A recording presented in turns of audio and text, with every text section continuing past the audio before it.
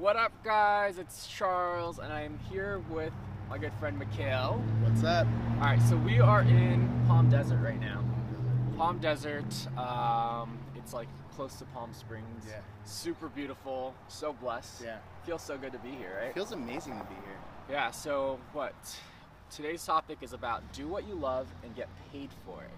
I wanted to bring on Mikhail because Mikhail has a very inspiring story of starting 712 Marketing. It's a marketing agency, and 3 years ago you were at a job. Yeah. Tell us the whole process of how you went from being an employee to actually having a vision to create a company and Sure. actually executing, because I think that's something that people struggle with. Sure. So here's the thing: is it was actually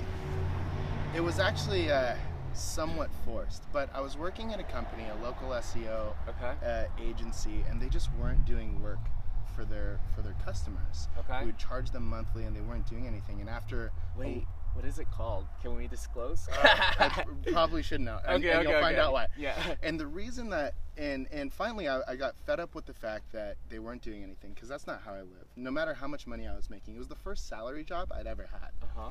But I love that you have this integrity from the get-go, though. It's like, I can't feel good going to Right. sleep at night right, knowing that we're taking someone's money but not giving them the most value. exactly, Okay. exactly. And so I met up with my buddy Drew, Okay? and I told him, hey Drew, I have an idea for a company. It's going to be called 712 Marketing, and we're going to focus on social media marketing. Okay. And literally it was like that. He's like, all right, let's do it. I'll back you. So what did you study in school? Because I know as we speak right now, there are a lot of people who are, confused about what to study in school Right. and what to do after you graduate. Right. That's something that I think we all struggle with. I remember, oh shit, we have to figure out a fucking major, and that's what we have to do for the rest of our lives. Right. It's like a lot of stake and a lot of stress, and especially if you're struggling to pay for tuition, school, Right. like it's expensive. So Yeah. what did you study in school, and does it connect to what you do now? No, I studied to be a nurse. I was a love nurse. it. I love it. At the age of 20, or actually at the age of 19, I got my nursing license. Unfortunately, somebody very close to me kind of messed around using my nursing license and got me sued for $500,000 Oh wow. before I even was old enough to drink. So I got stripped of my nursing license, and then I was literally knocking on doors to like clean carpets. Wow. Right? And then I played poker for 3 years, where I feel like I learned much of my business acumen and learned what patience and well-timed aggression can actually get you. Yeah. And then started working at that internet marketing company as like as a sales rep, and then 712 happened. So Wow, that's so inspiring, because I know that there's a lot of people who are watching who want to learn how to turn their passions into a career or a business and a side hustle. Right. What are some tips that you can give to people who are watching as far as going from an idea to actually executing? Sure. Well, the first thing that you have to do is you literally have to love what you're doing. Because it's one thing to have a good idea for like a product that you think everybody will buy, but if you don't 100% stand behind that, you can't work the 14th, 15th, 16th, 18th hour to get what you need. That's so true. That's such a great point. Passion drives everything. Starting your own business, it's not always going to be easy, and I think we can both agree to that. Right. A lot of people think, wow, when you're at your heights and of like success, Right. it's very glamorous. It looks like, oh, it's such a nice life to live. But I think people don't realize that it's a struggle. It's something that it's going to take some time to actually Right. foster even more income. Sure. And it's going to be a lot of times where you're working really late hours Right. and you're hustling, because if you don't hustle, you're not going to get paid. Right. So, but that's like the realist side of things. But I love that you tie it back to passion, because what's going to get you through those days of struggle and disappointment and when you hit challenges is that you are so passionate and you believe in what you do Right. 110%. Right. What are some ways that people can utilize social media today Sure. to actually build a personal brand and to create a business? Sure. And what is a business in your words? In my words, a business is just it's as simple as it is. Somebody pays you for a service or a product, and you deliver it 110%. That's I it. love And then that. you keep doing it. Very simple. It is a very simple concept, and I think people overthink it. If you have a good product, if you have a good service, you can go into business. If you are providing value for a group of people, or if there's a niche that you are fulfilling, you're going to get paid for it. So I always tell people, like whenever they're starting a business, I always say go back to write a list of things that you're really, really talented and really, really good at that separates you from someone else, and figure out how you're bringing value to other people. And I think once you focus on the value that you're bringing, rather than, oh, I need to have a business plan or I need to have this, those are all important things, but until you figure out what your value is, I think you have no business. And here's the thing. You asked how somebody can use social media to grow a business. It's not easy, first of all, because you have to be a good salesman. But the first thing that you can do, at least to start doing what you love and get paid for it, is figure out what you're interested in. So let's say you're interested in UFC. You search the hashtag, everybody that's into Brazilian Jiu-Jitsu, UFC, Conor McGregor, all that stuff, and you start connecting and engaging with them. And at least at that point, you can start building your network, around people that are interested in the same thing. And then you might never be a UFC fighter. You might never be an announcer, but what you could be is the guy that does all the Snapchat for Conor McGregor because you jabbed him enough times over a period of time that he actually says what's up. I love that. Which is a huge thing. That is a huge thing. And you figured out your value within how can you serve someone else, and then you're learning so many insights just being around this person. So I think once you figure out how can I help other people, I think a lot of people walk around with this mentality of what can I get instead of what can I give. So if you figure out how can I give and offer my service to other people, people are more willing to talk to you, to mentor you, to give you advice. But if you're just sitting around waiting for someone to throw you a bone and you're not taking any sort of actions, I think it's really, you're not going to get the success, or you're not going to get anybody wanting to help you out. And by the way, guys, anybody that's watching this right now, it's literally how I'm sitting here right now. I knew about you before NeoCell. Really? 100. Wow. I saw you on a bunch of posts and whatever. You actually look like one of my friends. Was like, wow, and that's how it started. And then I followed what you were doing. And then it was crazy that, because of a client that we have, or somebody that we work with, we got to see here. But it was just really just building connections, and it, never ever, overlook how significant one connection can be, because it leads you everywhere. And I think going back to that, before I touch on that, I want to give a little shout out because we have a lot of awesome people watching. Hi JP, thanks for watching. I see you.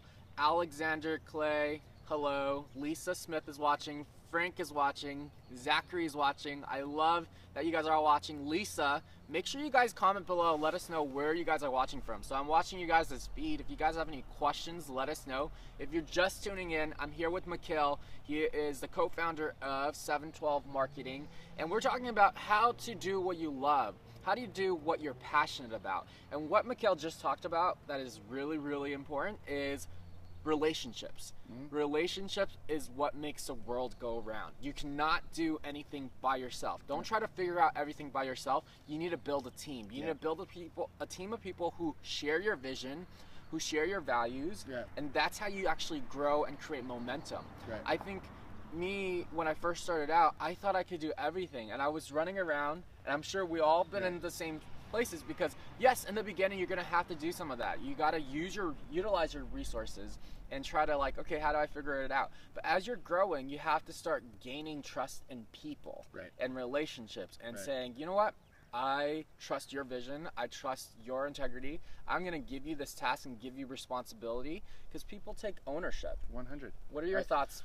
Well, and I agree with you 100%. If you can at least surround yourself with people that have the same goal as you, and the end goal for my business partner and I, for Drew, is that we just help as many people as we can.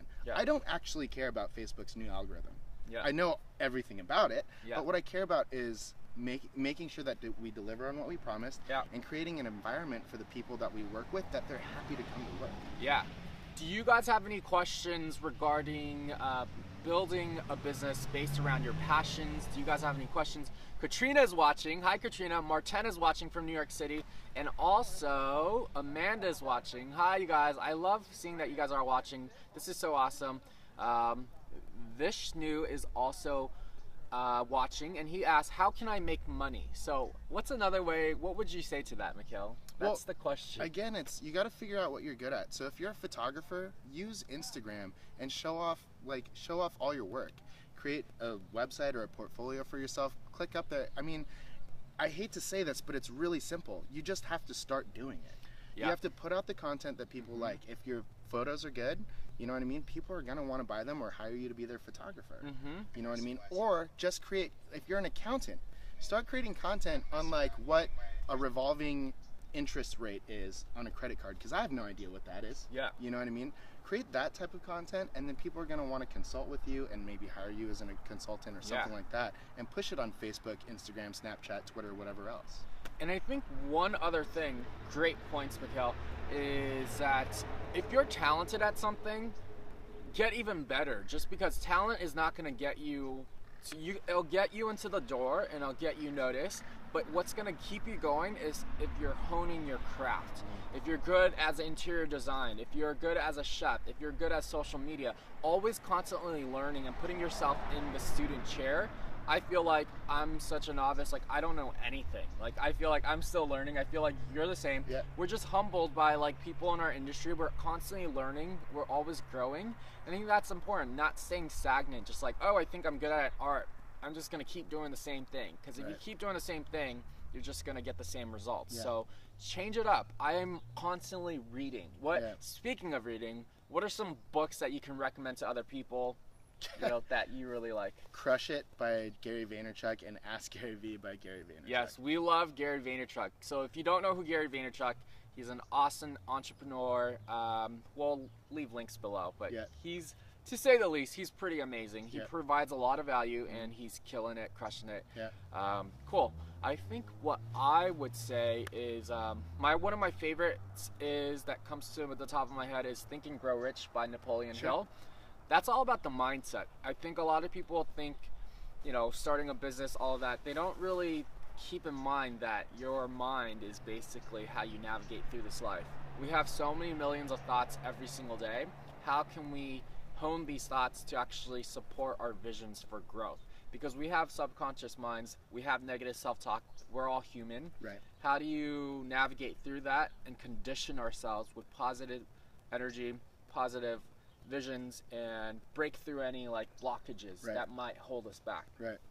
And I think that's the one thing that legitimately changed my life. And I gotta say, it was actually, I always had it, like I grew up relatively religious, but like when I started listening to Tony Robbins, he focused so much on gratitude. Oh yes. And now I spent the first hour of my day, no matter what, in deep gratitude for everything. Like I used to run all the time. I haven't ran in 3 months. I used to run all the time, and it wouldn't be like about getting fit. It would be because I was so thankful that I had legs to run. Wow. You know what I mean? And having that amount of gratitude changed everything. Your perspective changes on everything. And now you're willing to work because you realize how lucky you are to be able to start anything.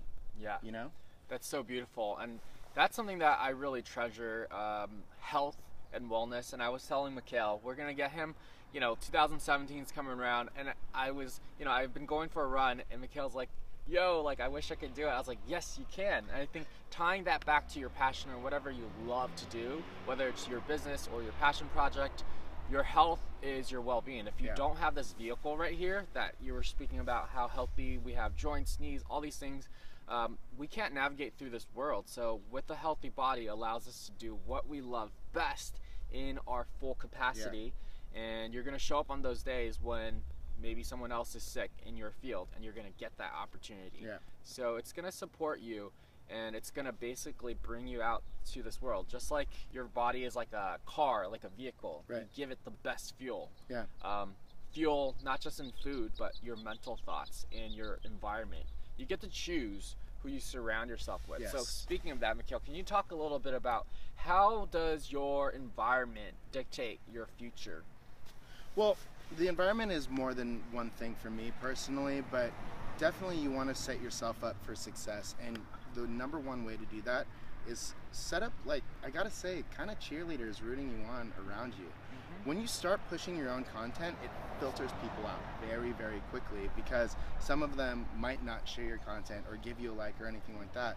But once you start surrounding yourself with people that really want you to succeed, that's how you get to the next level. That's true. You know what I mean? And not being afraid, like you said, surrounding yourself with cheerleaders. But the only way for you to surround yourself with cheerleaders, if you're vulnerable and you actually voice what is it that you're working on, what is it that you're passionate about. If you never tell anybody, nobody will know. So share your story, share your passion. Don't be afraid. It's very vulnerable. We're all artists. Whether you're in business, I feel like business is an art form. Yes. And I see it as an art. So it's so beautiful. When people share their art, you're very vulnerable and you're kind of scared because you're afraid of judgment. Yeah. But all that is not important. It's what is really important is your intention, and is that you're pure and you're authentic, and you believe in what you do, and you're staying true to yourself. And you know what? That's somebody asked me, like, what should I? Now this fly really likes me. So somebody asked me, like, what are the most important things in business? One is obviously tenacity or hustle, but number two is to know when you're not good at something, and you have to admit that to yourself. Like, thank God for Drew, because I am the worst at accounting. I can barely do math. Like, all of the legal aspects and operational parts of my business, like, I know the very 30,000 foot level of what we need to do, but doing the nitty gritty and the attention to detail, I don't have that. Yeah. As prideful as I wanted to be that I did everything myself. Yeah. I know that without that, like, it could potentially fall apart. Yeah. Unless I find somebody, and thank goodness it's my best friend of 17 years. Yeah. But unless I found somebody to fill that gap.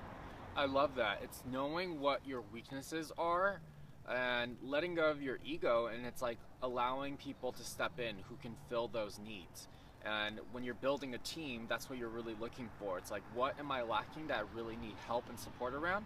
And yes, it's one thing to know your weaknesses, but I think it's also, once you identify what your weaknesses are, I think you can still build up those strengths. So you can still, like, read up on those books. So people, like, for example, some people, I have friends who are like, oh, I'm not good at finances.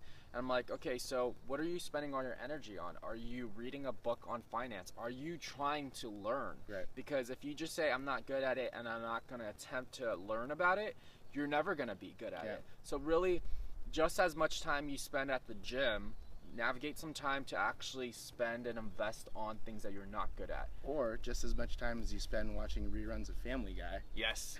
We all love Family Guy. I love Stewie. I love Stewie too. Yeah. But that's the stuff that you have to cut out. Everybody, I don't like the idea of, I don't have time. Oh, I know. I hear that all the time. I really don't, because there's like 4 to 6 hours of everybody's day, even in ours. Yeah. There's always like 2 hours where it's like, where you're not doing something to improve your skills. Yeah. With that said, I do think it's important to, like, find time to clear your head and do all that stuff. But in Monday through Friday, there's 2 hours where you're watching YouTube videos and not actually learning, like, your craft. I love that. How do you, as an entrepreneur, do you have like a list of things to do? How do you stay on track? How do you still stay self-motivated? Sure.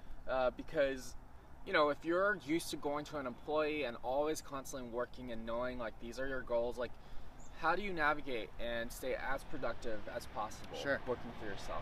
Well, the first thing is that gratitude spot, because it puts me in a better perspective of what's going on. Okay. And then I spend a lot of time thinking from a 30,000 foot level. Okay. And by a lot of time, I mean about 30 to 45 minutes a day. What do I actually want next year to look like for myself?